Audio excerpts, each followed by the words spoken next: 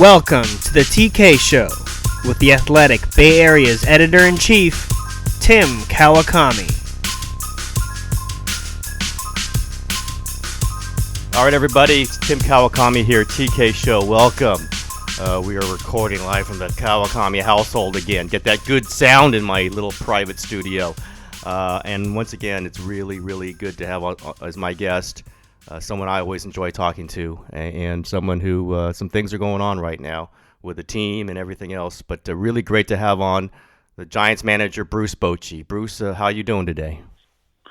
Hey, Tim, I'm doing fine, just fine. Getting ready for spring training, not too far away. Excited about what's happened this winter with our new additions.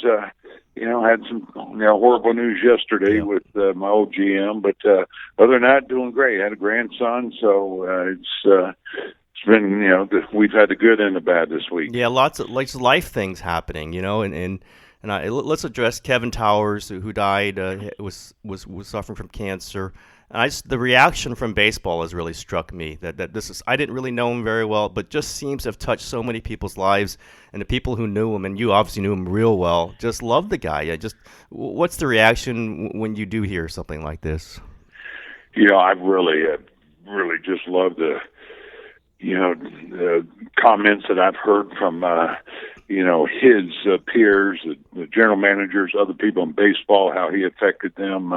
Tim, he was a friend more than my boss. We started out as teammates, and then my first year managing in Spokane, he was my pitching coach, and we went different directions. He went on the scouting side, off the field. I stayed on the field managing, and long story short, became my general manager. But I think why people love him, Kevin, he just had that energy. He just loved people. He was such an honest guy with everybody. He made himself available and loved to talk baseball.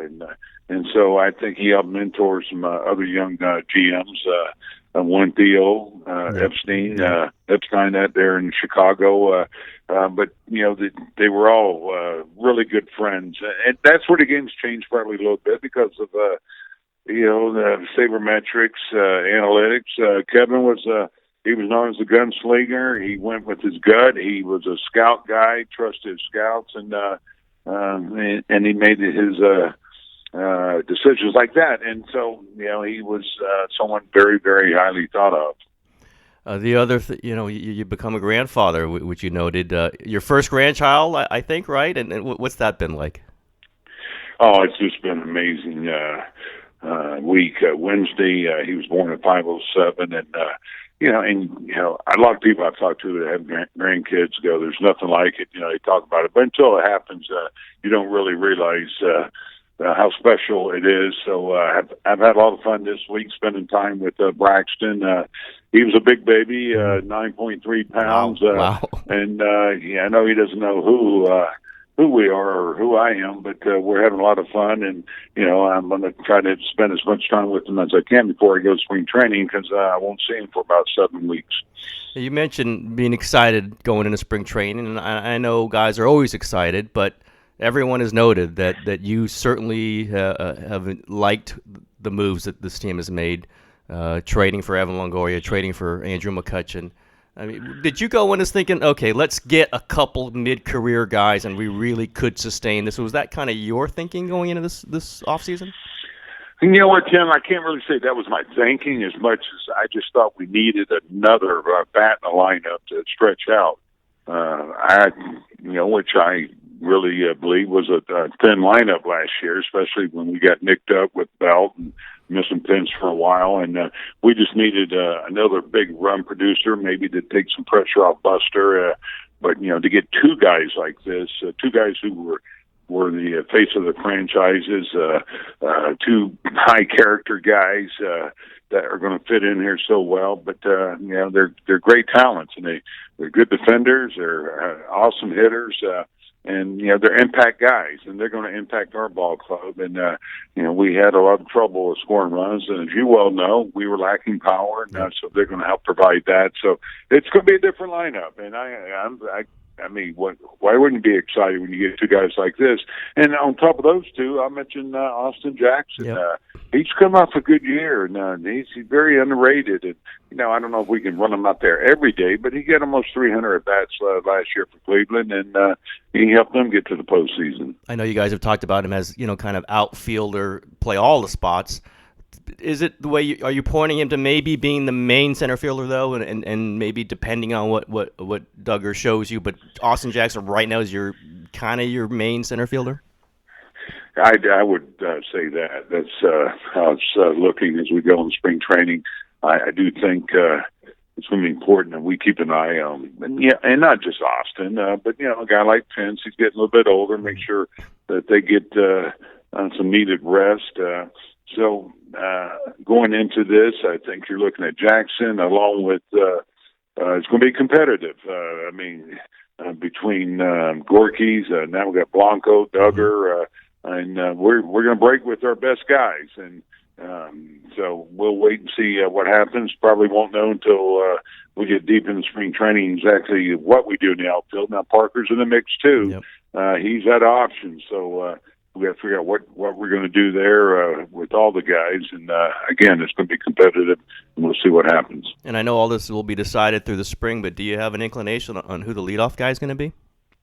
Yeah, that's the one I do get asked a lot, and I really don't right now. I mean, and not to mean I haven't run a lot of lineups through my head, Tim. It's amazing. Every day you're running through some different lineups. Jackson has a lot of experience leading off. Whether Blanco's going to play that day or Gorky's or Duggar, but you got a guy like McCutcheon who he's more of a speed guy. You have an on base guy like Belt, so there's a lot of options. Then you're thinking, well, he's more of a RBI guy, run producer. Do I want him leading off? One guy that I thought did a great job, as you know, just loaded with energy, is Pence. Yep. And he loves it, and it's a pretty good guy to have leading off when he provides that kind of energy. Yeah, that would really extend the lineup. You put Pence, you'd have 6-7, slot 6-7 would be some pretty heavy bats, I would think. Yeah, it would be, and it probably would make it a little bit easier splitting them, the righties and lefties. Right now, you look at how we're sitting, it could be stacked up on the righty and lefty side because of McCutcheon and Longoria. They're more heart of the order guys, along with Buster and Pence. So if Pence did go to a leadoff spot, then you can put a lefty in a 2-hole and maybe mix Belt in the 5 or 6 hole. So you don't have 3 or 4 righties and 3 lefties. So these are things going through my head right now. We always know the Giants are going to go for it. They don't rebuild. But Bruce, was that at all kind of a conversation this offseason? Well, did we want to? Was that brought up at least around a table, or was it always, we got Buster, we've got Bumgarner, we're going to just try to extend this as long as possible? Well, I'll say this: when you're having your meetings, along with all your scouts in town, you're having your org meetings, we call them. You cover everything, and there's always somebody who says, maybe we should punt and build our system up. Somebody's thrown that in, which is good because you don't want everybody agreeing on everything, and you want somebody to express their opinion on what they think. So sure, you had a couple guys that said, maybe if we backed up a little bit in the long term, it's going to be better for us. But the way we look at it, we were just a year away from being in the postseason. And granted, we had a tough second half there, then followed with a tough season. But there's some other things, variables that we couldn't control that were involved, with the injuries. So we feel like we still have the core that can get us there. You look at this division, how competitive it is, and we think that window's still there. So as long as you believe that, then you do all you can to get the type of players that may get you there. That added piece that you need, and I just think Bobby's done a great job. Brian's done a great job of doing that for us. What would you say if someone said, "Okay, we're going to blow this up and start over again"? What would I say? That's a good question. I mean, I'm sure people go, well, Boch has been around a long time. Does he need to go through a rebuilding? I've been through a couple of them, and you know what? It's challenging, but I always look forward to it. That's part of the game, and sometimes these decisions aren't mine. They're baseball decisions made by the front office, and my job is to make it work. So that's how I would look at it. If that was decided, then I'm going to do all I can to make that work, and that's what I'm hired to do and paid to do. And so I don't think you ever stop thinking like that. Now, I wouldn't say I'm not going to go through that. But I've been through it, and it can be rewarding. But there's nothing like having the resources provided. That as you go in spring training, you have a chance to win. That's not always the case, Tim. Yep. Sometimes that winning is not your decision, and so it's nice to be in this situation. Trust me. I especially think when you've got Buster Posey there, in his early 30s, you don't want to tell him, Buster, the last years of your prime, we're not going to win. I think for me, that's a big deal. I'd imagine it might be for you too. No, I agree. Right. No, you're right. Buster and Crawford, I mean, they're all right there in the prime. So you have 4 or 5 guys right there, and including Bum, and you got Cueto. And so, yeah, you're too close to getting back to where you want to go. So, yeah, it wouldn't make sense for us right now. I know you were talking throughout the season, last season, what was going on. You've been asked about it since, but my question, I guess, would be, what did you learn about this team through that tough run? Were you watching guys to see how they responded, and how do you think, you're taking that into the spring? You know what? It's a great question, Tim, and it's something that I've taken a hard look at. When you look at the different seasons, when you have a winning season, what's different than what happened last year. And so you do look at things, and there's some things that we'll talk to the players about, and I think we can do a little bit different. But that's my job, is try to figure out how to get this team on track. Anytime you get derailed, then you're doing all you can. But again, I think we were a little short on depth. I think that caught up with us, and when you're missing a couple key guys, that's always going to affect your club. But more importantly is just what I think we got to work on a little bit is just get that swagger back. Mm-hmm. Our clubhouse. We talked about it last year. Just get a little more life maybe in there. Because guys, I mean, they're used to winning, and sometimes when you're used to winning, you think it's just going to happen, but it happens because you make it happen. You want it to happen, and we might have lost a little bit of that, to be honest. But these are things we'll talk about.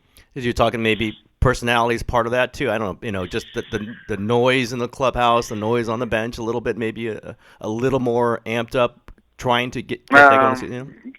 Yeah, I mean, the personality of the player. I mean, you don't want them to be something they're not, but there is something about having some guys around that are different than you. Maybe I mean, we've always been a really diverse club, and that works. I'm telling you, as long as you appreciate it, I'm convinced that it works. When you have your rebate, and I'm just giving you an example. Yep. Of course, Pablo, when he came over, those guys they did bring a lot of personality, and it just changes things up when you have guys that maybe aren't quite all the same. And but also we got to take it upon ourselves. I do. I think as players, this kid. I just think this chemistry thing plays a bigger role than most people think. I know we're caught up in the numbers and everything, but the culture and the chemistry of the club does play a big part of your success. This is the cliche question I'm going to ask you, Bruce. You're still a relatively young man. I don't want to be pushing you out anywhere, but you've achieved a lot, and you've had some health issues. I know you feel great now, but did last season or anything make you think, well, maybe there's a couple years I've got, or anything like that's popped in your mind recently? Yeah, it's funny, Tim. You're getting older when, of course, you get asked that. Cause especially when we have won 3 World Series. Hey, that's enough, isn't that? Aren't you content? But that's what I love to do. I don't know what else I would do right now, and as long as I have that drive, as long as they will have me. Sometimes it's not your decision, but I tell people all the time, if I retired, what would I do? I probably would go teach or coach a team or manage a team somewhere, just for a little bit, because that's how much I love it. Now, I'm sure it's going to hit me. I've talked to Bobby Cox and LaRusse and Leland, those guys, and they all say, hey, it's going to hit you, whether physically you're feeling it too much. Now, last year was a tough year. I started that AFib thing, and but we've gotten that taken care of. I just feel unbelievable right now. I mean, it's just so much better when they get that taken care of, because this AFib thing can wear you down. And there's for some reason, there's a lot of head coaches that catch this thing, and it's a lot more prevalent than I thought. But we've gotten it taken care of, and so I feel great right now. I know you and Brian, are kind of looking at this and saying, hey, this thing can extend. Brian does mention, hey, a lot of guys are being looked at, and he included himself in this. Is there any sense that you've accomplished so much, both of you, but is there a sense that, okay, this season, after last season, they might be looking at us at some point? Oh, of course. I would never stop thinking like that. I've got a job to do, and things don't go well in this game. You're going to be looked at, which is how it should be. You saw what happened this year. I mean, I lost some really good friends and coaches, that are still going to be with us, but that's not easy. Change is hard, you understand. Hey, it can be you too. That goes with the territory, and that's what you have to deal with when you are a manager or a head coach somewhere. I just want to ask you that the commissioner is definitely talking about new pace of play rules that just might be implemented, whether the union is going to agree to it. Are you in favor of this? Something, a clock, certain things that are just going to be timed out instead of kind of the regular baseball just flows on its own. Would you be in favor of some kind of clock on a lot of different things? I would be. I would be very much in favor of trying to speed up the game. I think it's going to create so much more interest, especially with our younger generation. At times it gets a little slow for them, I think.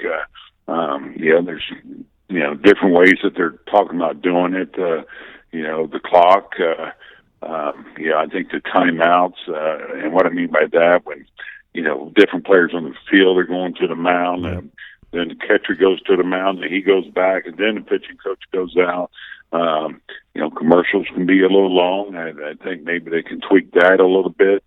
These are things we talk about this spring, but this winter in the winter meeting. So I think there are some things we can do, to keep it moving a little bit, and I think it's going to be good for the game because there's certain teams, especially you play, you're probably going to be 3.5, 4 hours. Yep. The World Series games, some of those playoff games, and I understand it's under pressure, and you don't want people to pull the trigger until they're ready. But when you're going into it, like you said, it's going to be a 3.5 hour game at minimum. That can test the patience a little bit. Does it test the patience of you even? I'm not saying you're losing focus, but are you thinking at some point, hey, let's go here, let's get this thing going a little bit? Oh, I do. I do that more than you think. I'm on the umpires. Get them moving, and especially like I said, when the team sends a catcher out, talk to the pitcher, then he walks back, and then the pitching coach goes out. I think there should be a rule against that. And sometimes they're stalling. You get a guy ready, you get that, but it just stretches out the game too much. And this sign stealing thing. Now that they have the replay, and that's becoming involved with, players running up there trying to get signs and stuff, and they're going to do something this year. I think they're they're going to monitor the phones. They're going to tape every conversation in the dugout. So they're trying to knock that out too, because you'll see sometimes a hitter, he'll be up there and he'll call timeout like he has something in his eye. Mm-hmm. Now, of course, we're thinking, well, he's trying to get the sign from the guy that's on second base who just doubled, and so they're stalling to see if they can get the sign. So these things I think we can knock out too. Yeah, I just wondered, I imagine you go through times where you think you're pretty sure that the other team is trying to steal your signs, right? you're pretty sure. Oh yeah, it's especially with the technology today. I mean, these cameras. Back when I watched Game of the Week with Kurt Gowdy, you couldn't see the fingers on the catcher. Now you go and replay, and man, you can see what's on his nails. It's just amazing what they can see. And after the game, they spend time watching it. So that's why you got to change your signs all the time. But that can be done beforehand. Have a number of different signs that you use, and change them every inning. Then that stops that. Yep. Hey, I want to mention you participate in a book that's coming out. I guess coming out soon, or is it already out? It's called Bochy Ball: The Chemistry of Winning and Losing in Baseball, Business, and Life.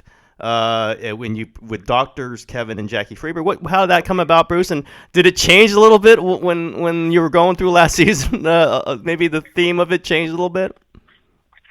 Yeah, it's funny you mentioned that, but